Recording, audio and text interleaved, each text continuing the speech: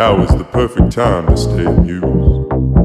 So from Jason and all the good folks here at the studio, we ask you to let us help you stay amused with the world. Hey guys, what's up? It's the Amused with the World podcast coming back for episode 13, otherwise known as season 2, episode 1, with your hosts, Jason Hartzler and Mike Stifler. I'm here. I'm back. Mike Stiffy.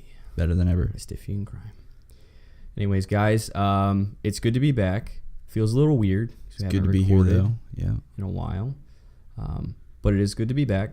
We had to take care of a lot of things and get things in order to give you guys a better product. And also we had the holidays, which were, I don't know, uneventful. It was a good little hiatus for us to collect our thoughts and recollect.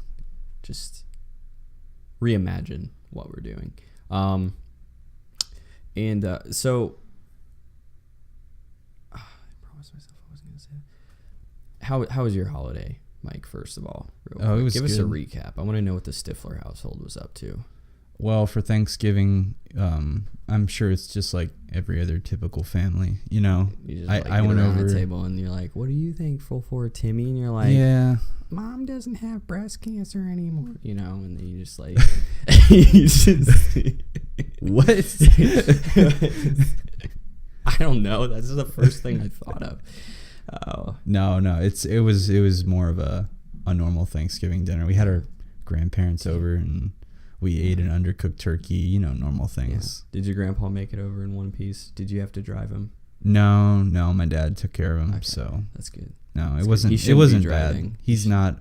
It's not like he has his license anymore. Good. They took it away from him. No, he doesn't. You're not allowed to be in vehicles anymore. I mean, he lives in a retirement home, so he's not really allowed out. So Right. he doesn't have a car. That's good. I'm glad they took away his driving privileges. Yeah. That is a good thing. Ham or turkey?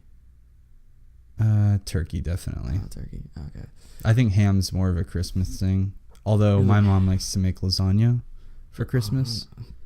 Okay. It's really good lasagna, Okay. so I'm not going to complain. I wouldn't question it. No, man. Free food's free food, my dude. But we do have a very interesting show today planned out for you guys. Switching to the new format here. I don't know if you guys watched our informational update that we posted on our YouTube channel. Last week? Last week, yep. You probably saw it on Facebook if you're following over there. And basically, it's just going to be a more structured version of the podcast if you didn't listen to it. Yeah, we're going to be using segments. We're going to be formatting it in a way that you can follow along easier, and it doesn't seem like it's just like mindless ramblings, from just a couple incoherent guys. But we're starting that today. I believe we're going to kick off our segments next week. Most likely. Yep. But the format we're going to be working on today. And so we're going to just, let's just get right into it. Yeah, let's do it. Today we're going to be talking about Criminals in Worcester, my favorite. We're going to be talking about EA. Ooh, yeah. And net neutrality, more Hollywood celebrities. We've got the PlayStation Experience coming up this weekend. I guess it would be tonight.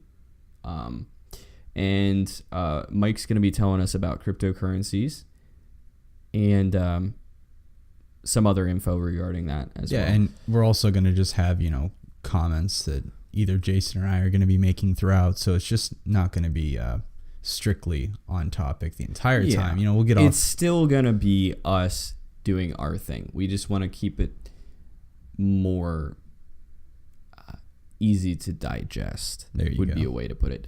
And also YouTube released their top 10 trending for 2017, and it's not that good. It wasn't that good. No. So well, let's jump right in here to our first topic. Yeah, our local news. Oh man, guys, I love local happenings because nothing ever happens, but when stuff does happen, everyone makes a huge deal out of it. Like the world stops for a second in our little neck of the woods. Like Wayne County shuts down for the news because nothing ever happens. The the number one story this week was, I don't know if you heard, actually, I'm sure you heard about this. You had the gentleman by the name of James Schmidt got in a police chase in Wayne County. He was almost apprehended at the Worcester Walmart at like 1:30 in the morning. And the first report was that there were gunshots, that he took shots at the police officers during a chase, and they acted like it happened at Walmart. It just happened in the parking lot. Like, this guy was just like, he saw the police and he just like pulled his Glock out and just like boom, boom, boom. Yeah, that's not how it happened. No, it's they saw him there, and he like ran into a vehicle, got in a vehicle with like probably his girlfriend or something. Yeah, they said some woman. And then they just like took off. Police are coming at him. First of all, I'd love to see the dash footage for this. But they like got on back Orville Road apparently, which for you not local listeners is just a really shitty backcountry road, if you can imagine. And then he like turned around like I would imagine he pointed a gun out of the window. Probably. And just started firing shots at the officers tailing him. They were just pot shots, so it wasn't like anything hit any officers. They did charge him with attempted murder. 3 counts of attempted murder. So yeah, they really threw the book at the guy. I mean, it's not like he didn't deserve it. Yeah. Because he's obviously a shitty human being. For one, being at Walmart at 1:30 a.m. Two, being wanted. Shit. Being a wanted fugitive. Being a wanted fugitive at Walmart at 1:30 a.m. with a loaded gun. You're at that point, you're just the lowest of the low. You're first, why are you at Walmart when you're a wanted fugitive? Actually, I shouldn't be surprised by that. That's typical. You can imagine his name is James Schmidt, and his nickname, he has a nickname, first of all. Everybody knows him by Bubba. So it can paint a picture of what this guy probably looks like. Where's Bubba? If you can picture in your mind for a second, this guy, 5'5", like skinny as a twig, white, and he goes by Bubba. Yes, you're picturing white trash at its finest, and you'd be right. Degree. Like, not even trying to hide the fact that he probably has a meth house in his basement. So, would they call it a meth basement then, though? Shoot. I think they just call it a trap house nowadays. They don't like to call it crack house anymore. I think it's kind of... They call it a trap house. Yeah. It's kind of, the crack house was kind of discriminatory towards people who lived in crack houses, so they're just called trap houses now. But, yeah. I actually can't tell if you're bullshitting me right now or not. I can't even... I'm bullshitting. Okay, thank God. Bullshitting. Oh, that's funny. Yeah, so he's on Back Orville Road. He crashes his car. Just breaks into a random person's house and steals their car. Gets on the run all the way to West Virginia, and they caught him 16 hours later in West Virginia. Just imagine that. If you're home and some like strung out meth head just busts down your door, steals your keys, and takes your Kia Sorento and just goes down the road. Yeah. That'd be the biggest shock of my life. The funniest thing is he probably would have gotten further than he did if he hadn't stolen the car. Half the reason they were able to find him, I'm guessing, and if all of my rewatchings of CSI tell me anything, it's that they tracked the license plate on the stolen vehicle and they found footage of it. They probably knew he was heading south, maybe. Someone told him, like, yeah, he's probably heading to his buddy's place in West Virginia or some bullshit. And then they, like, were able to contact departments down there. They find pictures of his license plate going through a random intersection. They're like, yeah, that's the stolen vehicle. Enhance. That's our guy. Can you clear that up? Wait, got the guy. Can you look in the mirror? They're always like, look at the eyeball. Scan that retina. In the mirror. It's so stupidly. Anyways. But he did get caught. Yes, he got caught, thankfully. James Bubba Schmidt.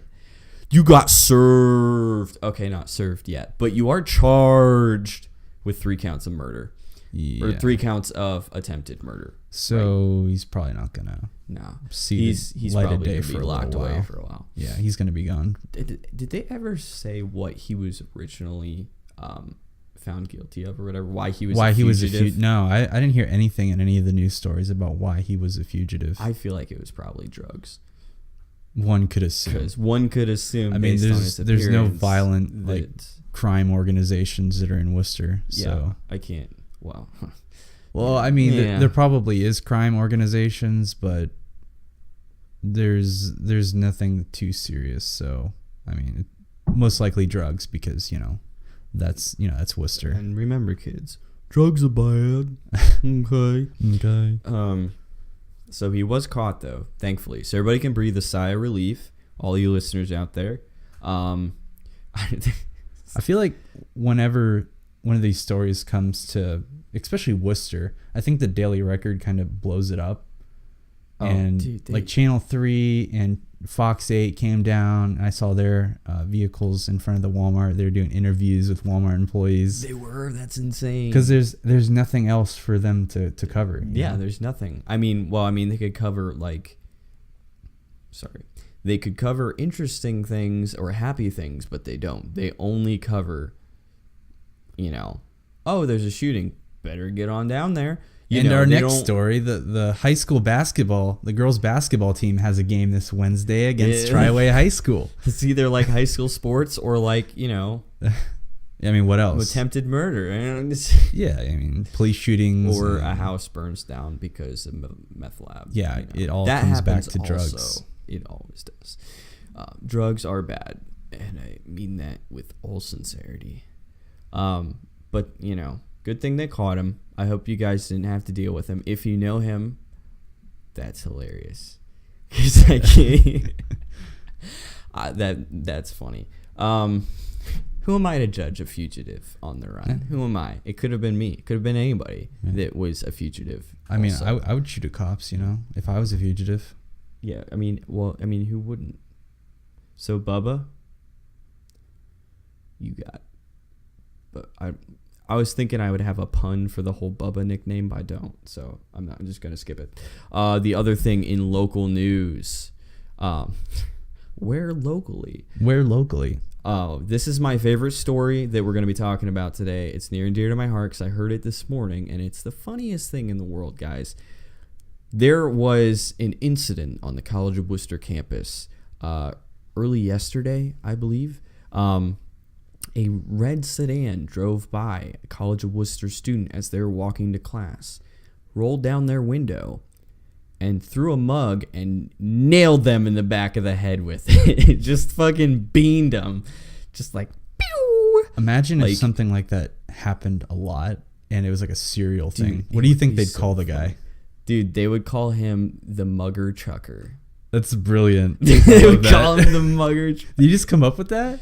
I might have. That was perfect. Yes. Oh, no. I came up with it this morning as soon as I heard the story, though, because that was too good to pass up, man. Mugger Chucker. Anyways, he struck for the first time, or she struck for the first time. Still wanted. He or she, I just assume it's a guy. Because you got to have a hell of a throwing arm to bean someone in the back of the head with a mug from distance as you're, I was assuming they were coming past each other, like going by each other, and he turned and threw it out the window and hit him in the back of the head. Well, he could have been coming at him. Right, I guess he could have been coming at him. Either way, that's a good shot. Yeah, that takes some coordination. Like, holy hell, 10 points for Gryffindor with that shot. Hey, that's ridiculous. Props red sedan. I mean, that's a good shot. Yeah. It didn't even get the license plate, so he's still out and about. Sneaky. But the reason we can joke about it is because the student is fine. They just have bruising. Yeah, so they're fine. Don't worry, guys. But our questions remain. What kind of mug was it? Was it ceramic? Yeah. Like heavy duty? Like, are we talking? Which would make no sense. We had this discussion before the podcast. Yeah. Who would have a ceramic mug with them in the car while they're driving? It would just spill everywhere. I mean, where are you going to put it? Put it in the cup holder? It has a handle on it. What if they like special cup holders where it fit? They probably don't. So my assumption is it was one of those like thermos type. Yeah, like the steel coffee mugs with the lid on. That would make more sense. But also, did they fill it with contents first to get more density upon impact? Because that's also important. When chucking a mug at someone, you want to have a dense object to throw at them. That way it's got better velocity or better trajectory. You can kind of predict where it's going to go by how heavy it is. So it's, you have a nice dense object, It's not like you're trying to throw like a feather. Like you're throwing a baseball, you know. So, not that I would know. It wasn't me, I swear. And that's pretty much been the highlights around Worcester. Oh, dude. But a drive-by mugging. It was a drive-by mugging, Mike. It really It was a drive-by. This is too funny. I want to meet. There's if you a guys, better pun out there, and I know that there is. While you're thinking of that, if any of you guys actually know the student who was assaulted by the mug, I want to get in touch with them. I want to talk to them. I want to interview them. I want to have them on this podcast, not just to laugh at them, but also to ask questions, because I need answers. I need answers. And you don't have to show up to our apartment to do this podcast. We can Skype you in. We can Skype you in. Just got to know who you are. Just I'm about to do some investigation. Yeah, we need to figure out. We need to use our connections, of which we have few, but the ones that we do have, we need to find out who this was. And if you guys have any idea, the listeners out there, if you guys have any idea who it might have been, let us know. Also, if you know who threw the mug, we also want them on the podcast. Yes, too, because that's hilarious. My theory here is that it was an estranged ex, or they knew someone had cheated on them, and they saw the person that was like the cheater. It's pew, pew, pew. I don't know why in this scenario the mug is like a laser beam from Star Wars, but it is. Anyways, it's not a bad analogy. Not bad at all. We're moving on to national news. Most of these stories have been pretty much ongoing for the last couple of weeks, and apparently they don't become big deals till now. I feel like they were a big deal like for a while now, but no one really talked about them. But you know, we are now. We have first up on the agenda is EA controversy. Everyone's favorite publisher, EA, is back and better than ever. Right up there with Bungie and Activision. Sorry, Bungie's not a publisher. Activision and Bethesda when they publish stuff. This time it was I've assumed you've heard about it. It was hard not to. We're talking about Battlefront 2. Yeah, we're talking about Battlefront 2 and their crazy scheme to unlock playable characters through in-game play. Right. So what I heard was that EA set up these unlockables so that unless you're paying for them specifically, it's next to impossible to unlock these items without spending, like weeks of in-game playtime in the game. It is an unbelievable amount of playtime. Yeah, it was a huge shitstorm. The internet broke over it. Yeah, I mean, everybody banded together and they all just got really pissed at EA, and I think EA started to reduce some of the I don't know what you would call them. They made loot boxes. I mean, that was also right. But even before that, I think they said it was 3,700 hours to unlock all the something playable crazy. Characters. Yeah, we're talking base content that comes in the game that players have paid for. You've paid your $60 for this video game, guys, and you get it upon release, and you cannot access every character in that game until you've played at least 3,700 hours. Bare minimum. That is if you're like allotting the certain amount of time per unlockable or whatever, like the perfect amount. And 3,700, I don't know if you guys know, that takes years. Actually, I can't even touch that. I don't think it would take a few years if you played it like nonstop. Yeah. I find it hard to believe that I've even played 3,700 hours of video games in general in my life. I don't. I have a few Steam games that I have a couple thousand hours on. Yeah, but how many years have you been playing those? Like 5 or 6. 5 or 6 years, and you have a couple thousand hours. So if we can extrapolate that, you're talking like 10 years. And that's for a gamer that you play a bit like of Steam. You play a good bit of Steam. Yeah.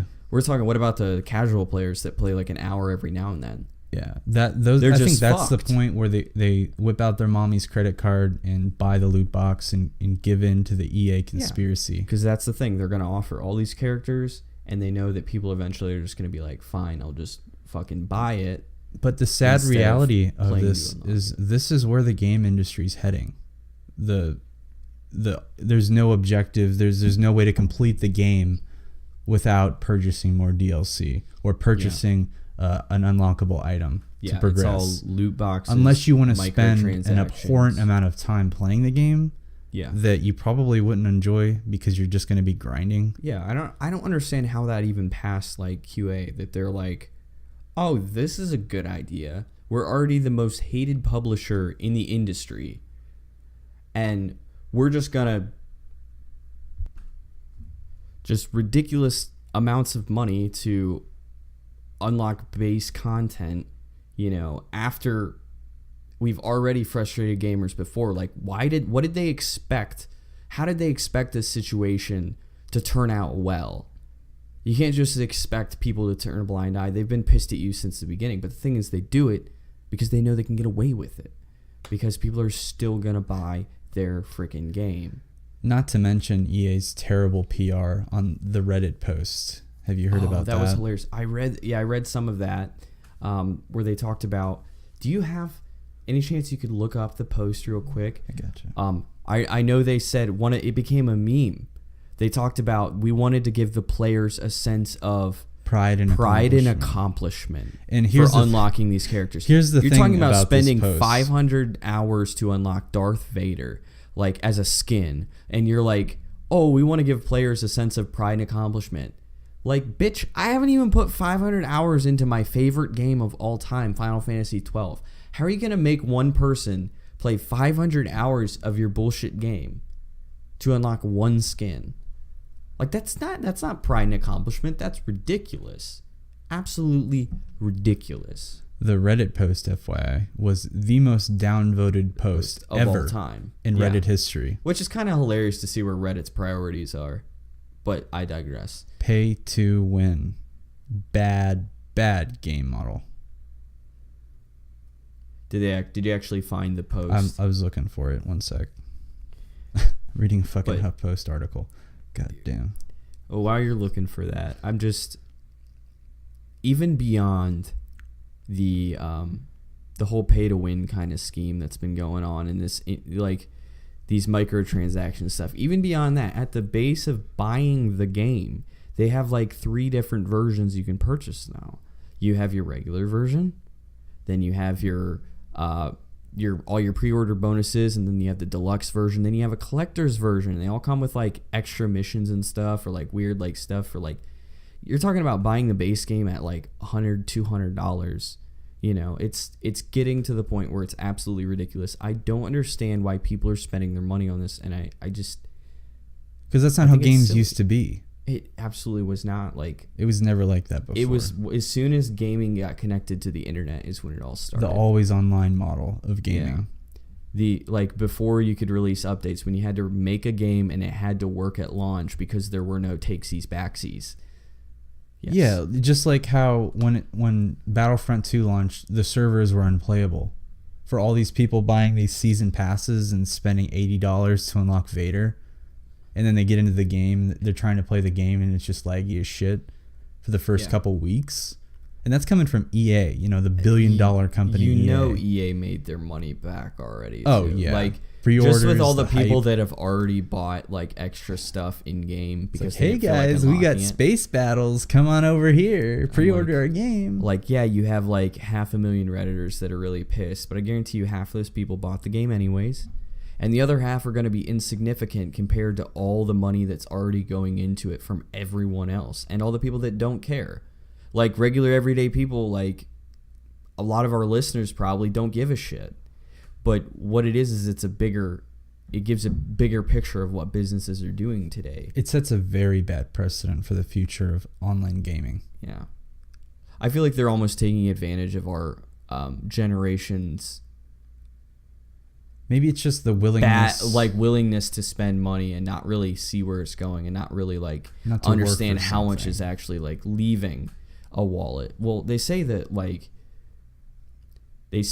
you don't understand how much you're spending unless you're actually seeing the dollar bills leave your hands, right? They say like when you swipe a card, it has less you value impact. It more. Yeah. Yeah, exactly. And I think their businesses these days are, to speak more on a societal basis, they're taking advantage of that. I don't know what you'd call it. our generation's lack of, I don't know, care with our money. Because I feel like we're more frivolous spenders for sure. So, you know. In some ways, yeah. They're playing to that. Maybe not specifically our age range because, you know, typically people that are our age amass huge amounts of college debt and are a little bit less likely to be, you know, frivolously spending money. So, no, I mean, just because you have debt doesn't mean you're not spending because... Well, I mean, you know, excessively. Yeah. On just BS stuff. You think about it a little bit. Yeah. We should do a poll. Maybe our listeners would want to be like, you know, if we end up making people would be comfortable poll, talking about like if they believe they're frivolous spenders or not. We could do a poll, guys, and maybe we'll post something on Facebook for you to look at, and we'll be like, hey, how many of you consider yourselves a frivolous spender? How many of you consider yourself a frugal individual? Which is the opposite of frivolous for the people that don't know.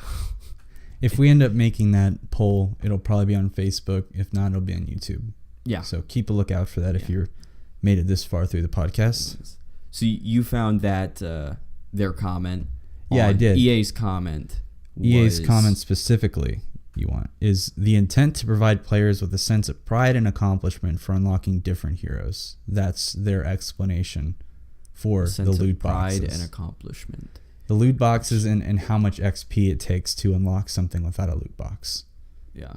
That's the accomplishment and pride you're getting for spending hundreds of hours to unlock Darth Vader in a game that you should already be able to play as Darth Vader in. It's kind of ridiculous that they release a Star Wars game and Darth Vader's not available without putting that many hours into it. That's and you finally grind, you get all the points, you become the hero, and then you jump in and there's laggy servers. Yeah.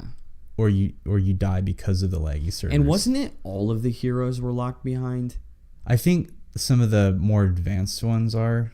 Some of the more basic ones are cheaper. Yeah. Like I know Vader is more expensive than other heroes, but it's not like they're before we like before we get too in depth with it, we could talk about EA for we could so go long. On. They, you know, EA Sports, and you know, we could talk about that. We could talk about that for a while. So we're not going to because it just like gets us riled up. It's frustrating, but we need to move along. Next up on the agenda, the big one, the big poppy. And you know what, folks? We're going to take an intermission right now. And when we come back, we're going to be talking about net neutrality. We're going to talk about some more Hollywood people. We're going to talk about the PlayStation experience and YouTube and cryptocurrencies. So we will be right back. Hey guys, you're listening to the Muse with the World podcast with Jason and Mike. We're taking a quick break and we'll be right back.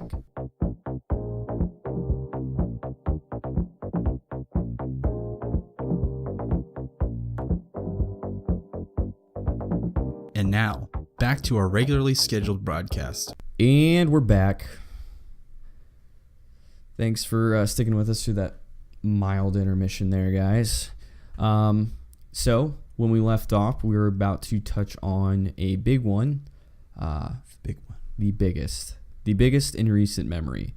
If you're a fan of the internet, like I assume most everybody listening to our podcast is, this is a big deal. If you haven't heard about it, I don't know what rock you've been living under, but that's crazy. Net neutrality and the fact that it's being repealed next week on the 14th of December. So the reason this is, I don't want to freak people out, but the reason this, I would say, is mostly a bad thing is because if you guys don't know what net neutrality is, I'm sure Mike could give you a quick definition here real quick. We just glanced at it, earlier. Right. It evens the playing field across ISPs so they can't take advantage of their customers with packages that require payment for things that you normally access freely and openly. So it kind of restricts people. They can't ISPs, your internet service providers. Like around here, we have MCTV and what's the other one? CenturyLink. Those are ISPs, internet service providers. They wouldn't be able to hide certain websites behind paywalls. So like they couldn't do like a subscription model where it was like you're allowed to have access to Facebook, Reddit, and YouTube, but you don't get access to, you know, Skype or some other program unless you purchase this package that includes them all. So they wouldn't be able to do that. It'd kind of turn into cable television. Yeah, exactly. If it really does get to that point. The way that cable television works, yeah, you'd have these channels or you get these ones. And they're, you know. It's a kind of a lose-lose situation. Yeah, it's not a good thing. It might be a good thing for the ISPs business-wise, but definitely not for us. Yeah. The only positive I see from it is that it could, big if though, it could incentivize ISPs to be more competitive with each other because they'll be able to offer better products in the sense that they would be forced to compete more with each other for the consumer. But also because there are so few ISPs as far as, you know, I mean, in our area, there's pretty much only one that's useful, MCTV. The other one's total ass, if you ask me. It would give them pretty much a monopoly to do whatever they want with. And They could offer that. And you'd be screwed because there aren't alternatives. No, so I do like your optimism that it would make ISPs more competitive, but in a perfect world, it would. But the problem is there wasn't enough competition between them in the first place. These are companies that, you know, they've grown, they've bought out other ISPs and become bigger, you know, conglomerates, you could say. Like MCTV, they purchased, was it Clear Picture, you know? Right. Instead of Maslin Cable in Clear Picture, it just became MCTV. And I don't know if there was another smaller one they might have bought as well. But then they're like, now there aren't 3 providers. There's like one reliable one in the area. Right. And now it is, you know, there's nothing stopping companies from buying each other out. That's just the nature of business. One would assume that other companies could appear. I don't know how that would work, how you even start an ISP, but other companies could show up to compete when they see a field that they can offer a better product in. But, you know, I don't have a lot of faith in that sense. I thought net neutrality was pretty decent for what it was in that let me say first, I'm not a fan of government intervention, especially in the business world, but there are certain times when regulation should be there. Like internet's one thing where the same internet should be accessible for everyone. Like internet should be itself. Like there shouldn't be. Yeah, it's already classified as a utility. Yeah. So, you know, we're getting to that point and these rules are going to make it seem a lot less like a utility. It's going to be like a luxury. But the fact remains that you need the internet for everything you do now. It's just basic nature at this point. You know, you can't even go to college without access to it. You can't. I couldn't imagine not having it. Now, I didn't grow up with it, but I couldn't imagine not having it in the world we live in now. Things are also a lot simpler when you're a kid, so there's that perspective as well. Yeah, I mean, they had internet at the school, but I didn't have internet at home. Right. So, like, I still had access somewhat, but like in the world we live in now, internet, we're so reliant on the internet now. I mean, everyone has a smartphone now. Like, you need it so badly that, like, it is what it is. It is no longer a luxury. It's a necessity. But so net neutrality that was passed in 2012 by the Obama administration is going to be repealed next week on the 14th. And if you are interested in trying to stop that, you can try. I don't know how much good it's going to be, but you can contact your congressman. Contact Chairman Pai, you know, of the you can email him or whatever. You can complain. There are places to do it. Just Google it.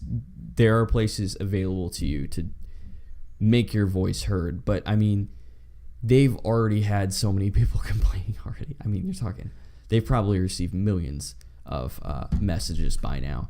And I don't know if anything's going to stop it, but it never hurts to try. Well, here's the thing. And it's not set in stone yet. It's up for a vote. Yeah. And it has to pass. So that's why you're trying to contact your congressman to say, hey, we need to side on the side of net neutrality. However, we didn't have net neutrality before 2012. We didn't have it. We have what I guess they're attempting to go back to by repealing it, is just having nothing to protect the internet, which is, I don't know. And they're like, well, it was fine before kind of thing. I can't even remember what the internet was that long ago. That's like a millennium in my mind. So I can't remember much of a difference in how the internet space worked back then and how it did now. So, maybe take the outrage with a grain of salt as well, because it could be completely overblown. We will just have to wait and see. At the end of the day, it sounds very important. It could possibly affect you guys. So it's kind of a thing you want to keep in the back of your minds to think about getting involved with. Yeah. And that's something they don't teach in school, is that like, hey, you can contact your congressman and this is how you do it. Like, we didn't even talk about that in government class. That wasn't even like a topic that came up. That just seems silly. Like, they're basic things that people should know. They should know how to write a check, and they should know how to complain to their government officials. Nowadays, it's just as simple as writing an email. And how to balance a budget. Yeah, that's important. Anyways, off of the dreary topics that those are and on to more cheerful ones, let's talk about rape. This week, we got another accusation out of Hollywood. Adding to the list that we are definitely keeping. And we have a chart here in the back that we've been keeping an eye on. Nice chart. And we've got a bunch of actors listed on here. And every time one of them gets accused, we cross a name off. We're trying to get, it's like sexual assault bingo. We're trying to get like 5 names in a row, to make we're working on it. We're working on it. Newest accusation, Danny Masterson. I don't know if you guys know who that is. He played Hyde on that 70s show. If you guys remember that masterpiece of a show. Masterpiece. Yeah. Oh, that show was great, by the way. I love that show. Good show.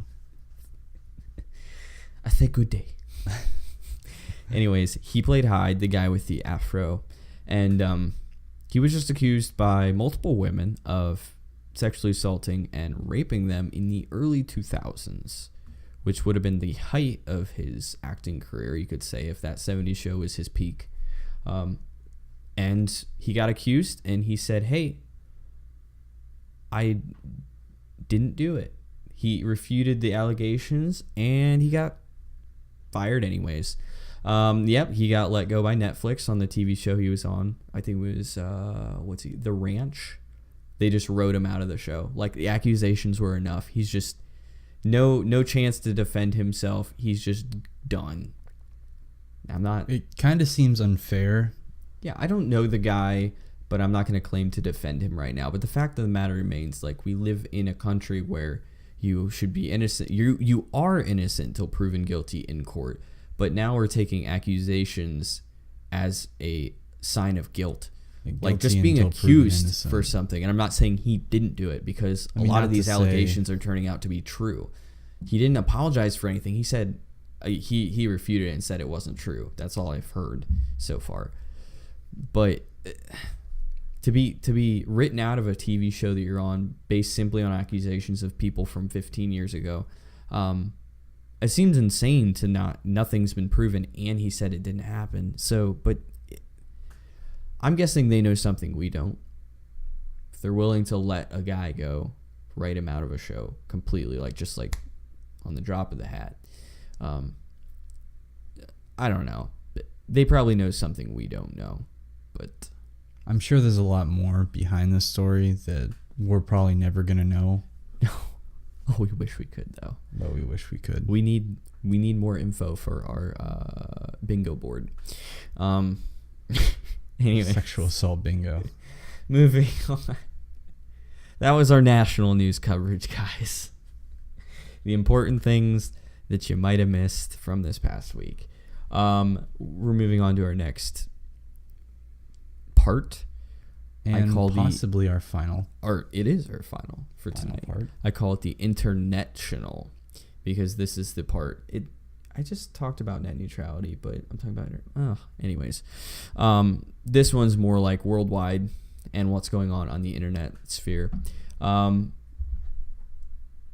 one, you were going to talk about, because now that we're on the subject of net neutrality and internet freedoms, that somehow correlates to cryptocurrencies that you're going to talk about, because there was a hacking, correct me if I'm wrong, of some kind. Yeah, there was a hacking that went down with a mining service called NiceHash. Okay, could you quickly explain what a mining service is? Just so like it's bare bones. It's crypto mining, cryptocurrency, where it uses your computer's power to solve complex math problems on a blockchain, which in turn rewards you with money for solving those problems with your computer's hardware. Right. And you confirm a lot of these transactions and you build up money.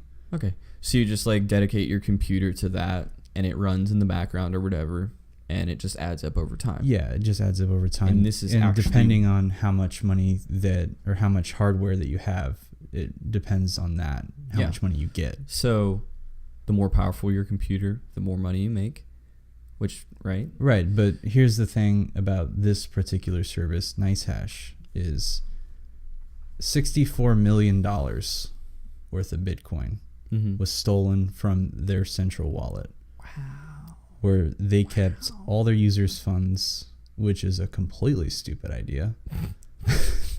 Now that they're thinking about it, I'm sure. They're like, why don't we just keep it all in one wallet? That'll work.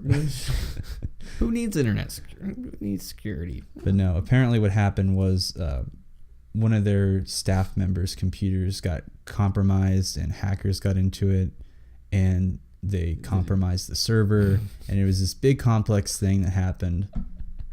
But they clicked on one of those ads. It was like hot singles near you. Like one of their staffers is just browsing some nudies late at night, and he's like, "Ooh, hot singles near me." Click. 64 million later. It was an IT engineer, so I wouldn't put it past him. Yeah, but, those guys are weird as. They're very weird people. Some of them can be kind of weird guys, but yeah. But so these mining services, they pretty much provide value to Bitcoin and right. And if you had money invested with them, whether you paid for a service they have that is a mining pool where you pay for power instead of using your own hardware, it could have costed you a lot of money. Yeah.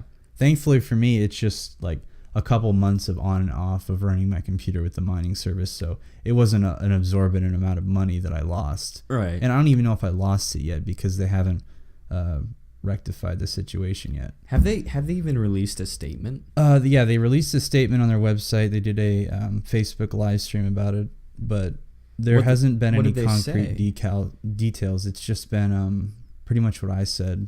They were compromised, and that's all they can say. They don't want to. I guess they don't want to say too much and get themselves in some kind of legal trouble. They're working really hard right now on the situation, and they need the community's help.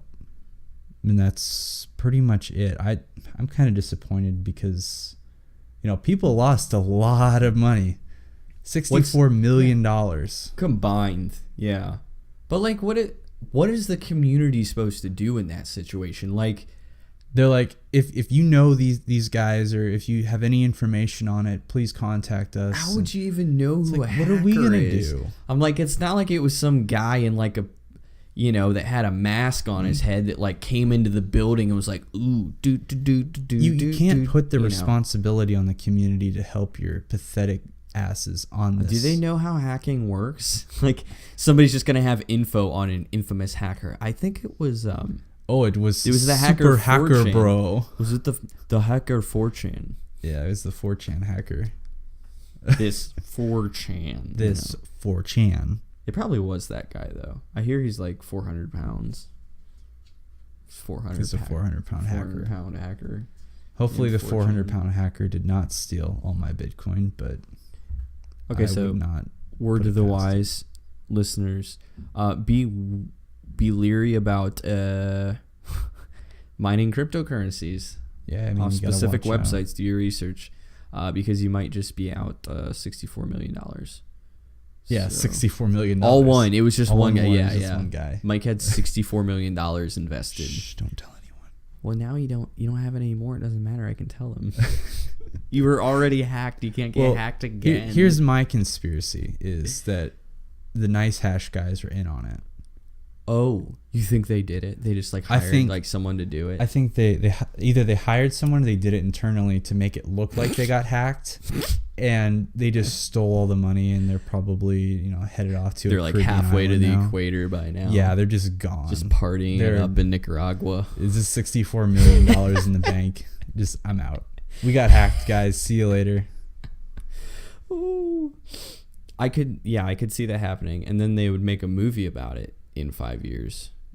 Maybe 10, because it might be still a little raw in 5 years. I think what they're doing right now is they're contacting exchanges that the coins were passed through to try to get more information. Trying to narrow down where the money went. Law enforcement around the world are It's so funny because you try and you tell law enforcement what happens, but most law enforcement isn't even going to understand or comprehend the situation. How would law enforcement help you track down hackers? What law enforcement's we'll get our cyber division on it. Let me just call John, Sheriff you Joe. You know how to use Word, don't you? Why don't you find this 4chan fella? I hear he's pretty good. I can't imagine how the law enforcement's going to be able to help that situation very much, other than the FBI or the CIA getting involved. I think more national agencies. Yeah, it would have to be involved. One of those, the acronym agencies. Yeah, I doubt that they called their local police and told them about it. That would be so funny, though. That call. Oh, someone just stole all my Bitcoins. Someone just stole 64 million off my computer. Fucking pranksters. Pranksters. Darn kids. It's the FBI. The FBI field office. Somebody stole 64. All these pranksters. These freaking kids. So stupid. Oh. Anyways, YouTube released their, not to switch topics rapidly, but I'm going to.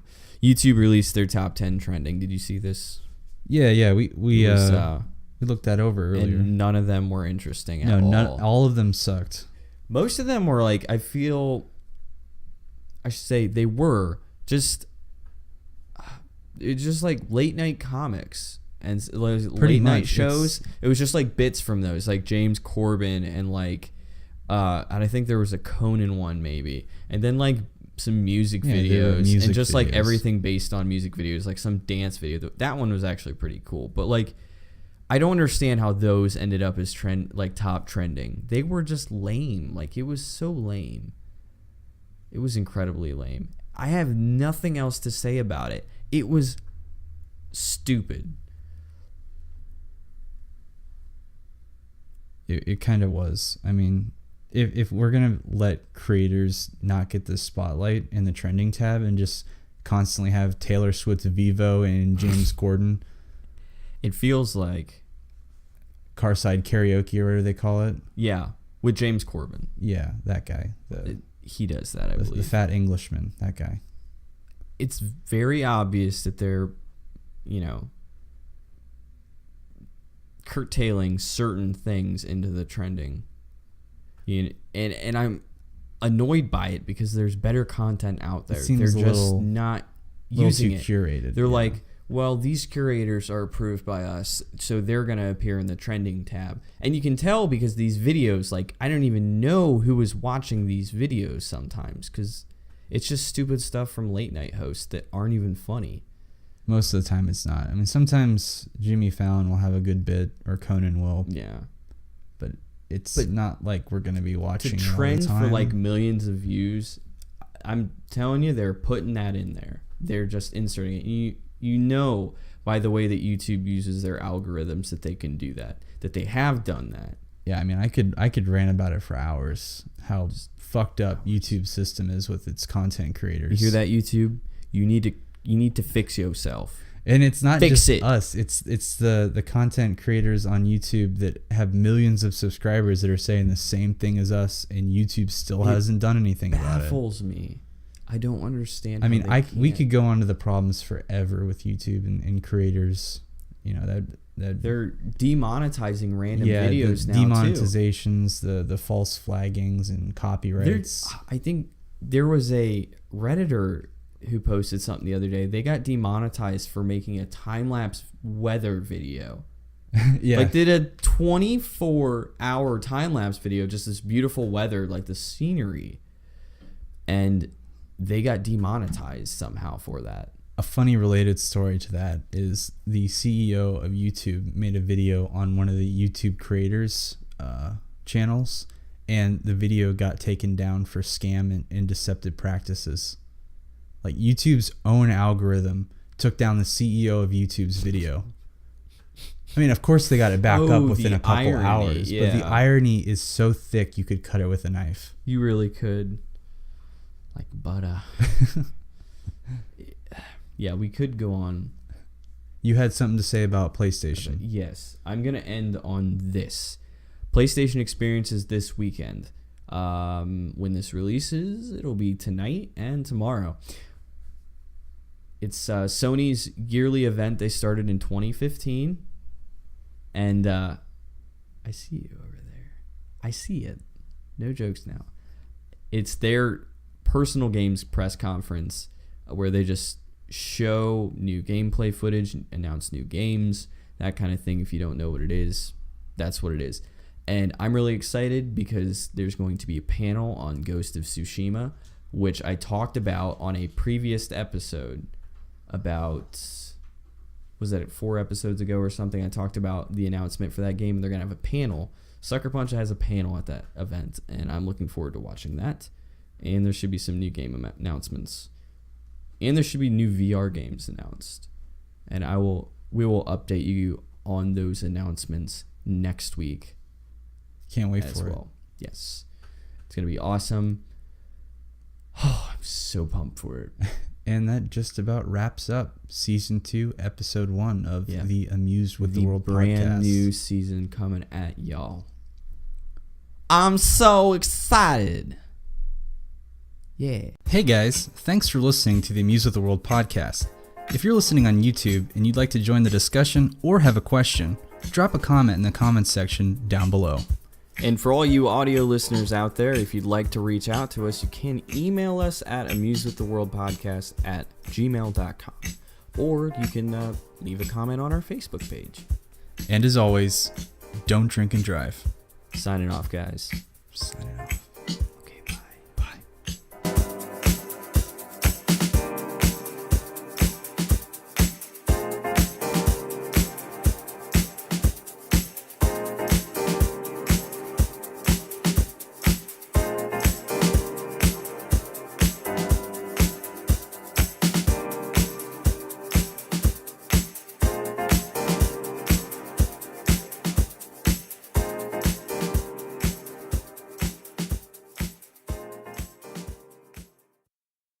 I'm so excited.